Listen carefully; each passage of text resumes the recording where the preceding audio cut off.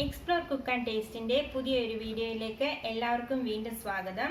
നമ്മൾ ഇന്ന് ചെയ്യുന്നത് സദ്യയിലെ എല്ലാവരുടെയും ഒരു ഫേവറേറ്റ് ഐറ്റമായ ബോളിയുടെ റെസിപ്പിയാണ്. അപ്പോൾ നമുക്ക് സമയം കളയാതെ വേഗം തന്നെ റെസിപ്പിയിലേക്ക് പോകാം.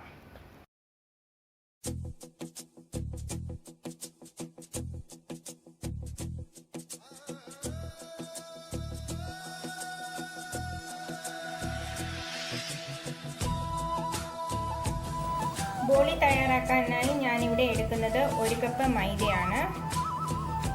ഈ മൈദയിലേക്ക് ഞാൻ അടുത്തായിട്ട് ചേർത്ത് കൊടുക്കുന്നത് ഒരു നുള്ള ഉപ്പ്, അതേപോലെ ഒരൽപ്പം പഞ്ചസാര, പിന്നെ ചേർത്ത് കൊടുക്കുന്നത് ഒരൽപ്പം മഞ്ഞൾപ്പൊടിയാണ്. ഇത് മൂന്നും ഇട്ടതിന് ശേഷം ഇതൊന്ന് നന്നായിട്ടൊന്ന് മിക്സ് ചെയ്ത് കൊടുക്കാം. നിങ്ങൾക്ക് മഞ്ഞൾപ്പൊടിക്ക് പകരം ഫുഡ് കളർ ആഡ് ചെയ്യാൻ താല്പര്യമുണ്ടെങ്കിൽ അത് ചേർത്ത് കൊടുക്കാവുന്നതാണ്. ഞാനിവിടെ ചെയ്യുന്നില്ല. ഇപ്പോൾ ഞാൻ നന്നായിട്ടൊന്ന് മിക്സ് ചെയ്ത് കൊടുത്തിട്ടുണ്ട്. ഇനി ഇതിലേക്ക് ചേർത്ത് കൊടുക്കുന്നത് ഒരൽപ്പം നെയ്യാണ്.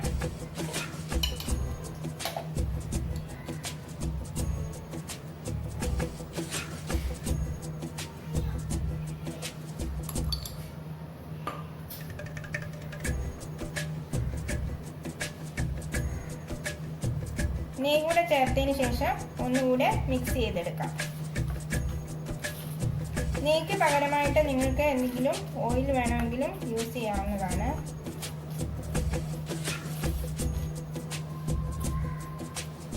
ഇനിയിപ്പോൾ ഇതിലേക്ക് കുറച്ചായിട്ട് വെള്ളം ഒഴിച്ചു കൊടുത്ത് നമുക്കൊന്നുകൂടി നന്നായിട്ടൊന്ന് കുഴച്ചെടുക്കാം. ഞാനിവിടെ ഇപ്പോൾ ഒരു 4 ടേബിൾ സ്പൂൺ വെള്ളം ഒഴിച്ചു കൊടുക്കുന്നുണ്ട്.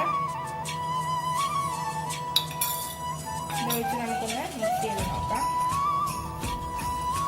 ഇതിപ്പോൾ ആവശ്യമായ പരുവത്തിൽ ഞാൻ കുഴച്ചെടുത്തിട്ടുണ്ട്. ഇത് കുഴക്കാനായിട്ട് ഞാനിവിടെ 8 ടേബിൾ സ്പൂൺ വെള്ളമാണ് ഉപയോഗിച്ചിരിക്കുന്നത്. ഇനി ഞാൻ ഇതിന് പുറത്തേക്ക് ഒരൽപ്പം നെയ്യ് തടവിയതിന് ശേഷം ഇത് 1 മണിക്കൂർ ഒന്ന് അടച്ചു വെക്കുകയാണ്.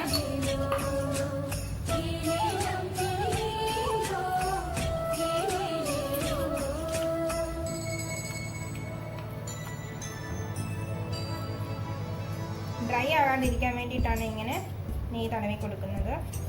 ചിലർ ഇതിലേക്ക് നല്ലെണ്ണ നന്നായിട്ട് ഒഴിച്ച് അതിലേക്ക് ഇങ്ങനെ മുക്കി വെച്ച് വെക്കാറുണ്ട്. ഞാനിപ്പോൾ അതൊന്നും ഉപയോഗിക്കുന്നില്ല.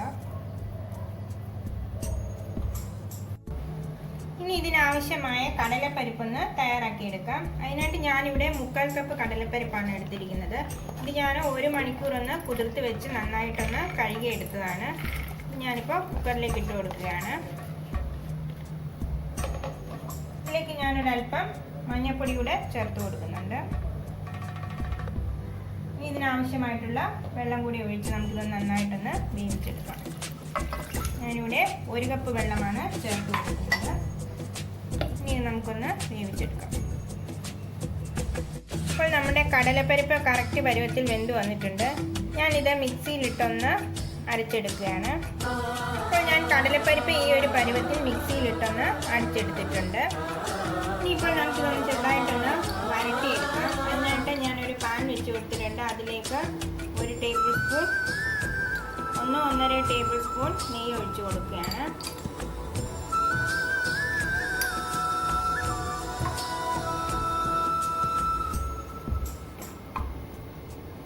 ഇതിലേക്ക് നമ്മൾ ക്രഷ് ചെയ്ത് വെച്ചിരുന്ന കടലപ്പരിപ്പ് ചേർത്ത് കൊടുക്കാം.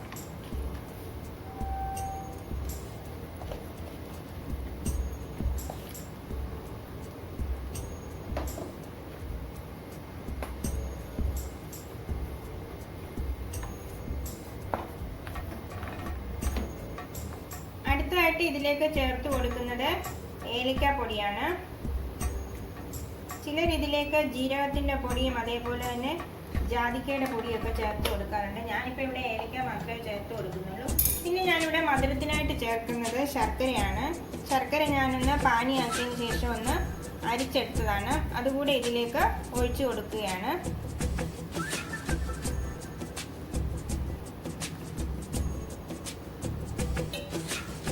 ഇനി നമുക്ക് നന്നായിട്ടൊന്ന് വരട്ടിയെടുക്കാം.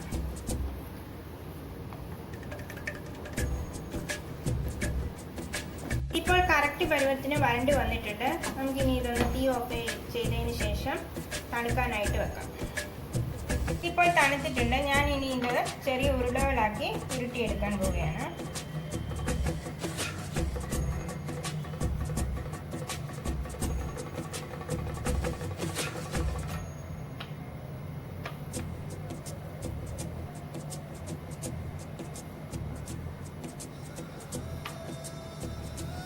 ഇനി നമുക്ക് ആ കുഴച്ച് വെച്ചിരുന്ന മാവ് കൂടെ ചെറിയ ഉരുളകളാക്കി ഉരുട്ടിയെടുക്കാം.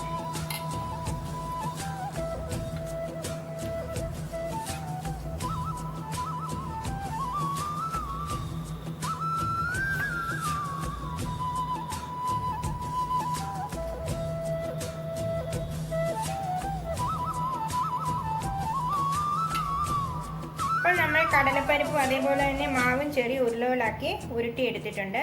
ഇനി നമുക്ക് പരത്തി തുടങ്ങാം. ആദ്യം നമ്മൾ ചെയ്യേണ്ടത് ഇതേപോലെ മാവിൻ്റെ ഒരു ഉരുള എടുത്തിട്ട് ഇത് നന്നായിട്ടൊന്ന് പ്രസ് ചെയ്ത് കൊടുക്കുക. ഇതേപോലെ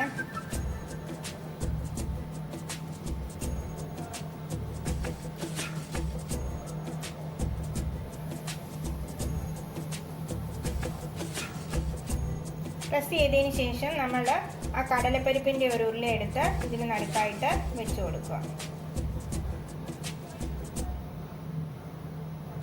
നമ്മൾ ആലു പറാത്തയൊക്കെ ഉണ്ടാക്കുന്ന അതേ രീതിയിൽ തന്നെ.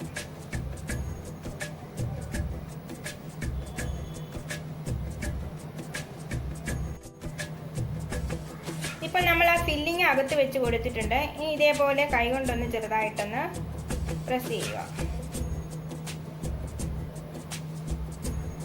എന്നിട്ട് നമുക്ക് ഈ മൈദ, ഞാനിവിടെ മൈദയാണ് എടുത്തിരിക്കുന്നത്, ഈ മൈദയിലൊന്ന് മുക്കിയതിന് ശേഷം ഇത് നമുക്കൊന്ന് പരത്തിയെടുക്കാം.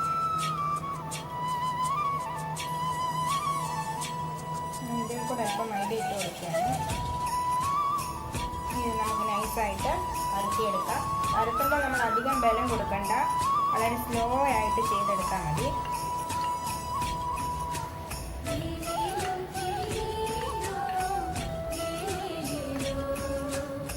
ഇതേപോലെ ഒന്ന് പരത്തിയെടുക്കുക. ഇനി നമുക്ക് ബാക്കിയുള്ളതും ഇതേപോലെ ഒന്ന് പരത്തിയതിന് ശേഷം ഇത് തയ്യാറാക്കി തുടങ്ങാം. ഇനി നമുക്കിതൊന്ന് ചുട്ടെടുക്കാം.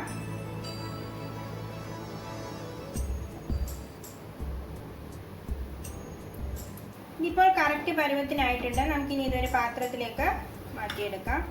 നമ്മളിത് പരത്തുമ്പോൾ മാക്സിമം കനം കുറച്ച് പരത്തിയെടുക്കാൻ ശ്രമിക്കുക. ഇനി ഇതേപോലെ ബാക്കിയുള്ളതുകൂടെ തയ്യാറാക്കിയെടുക്കാം. വളരെ ടേസ്റ്റി ആയിട്ടുള്ള ബോളി ഇപ്പോൾ തയ്യാറായിട്ടുണ്ട്. ഞാൻ ഇതിന് കോമ്പിനേഷനായിട്ട് സേമിയ പായസമാണ് എടുത്തിരിക്കുന്നത്. അപ്പോൾ എല്ലാവരും ഈ ഓണത്തിന് ഇതൊന്ന് ട്രൈ ചെയ്ത് നോക്കണം. നമുക്ക് പുതിയൊരു വീഡിയോയുമായിട്ട് വേറൊരു ദിവസം കാണാം.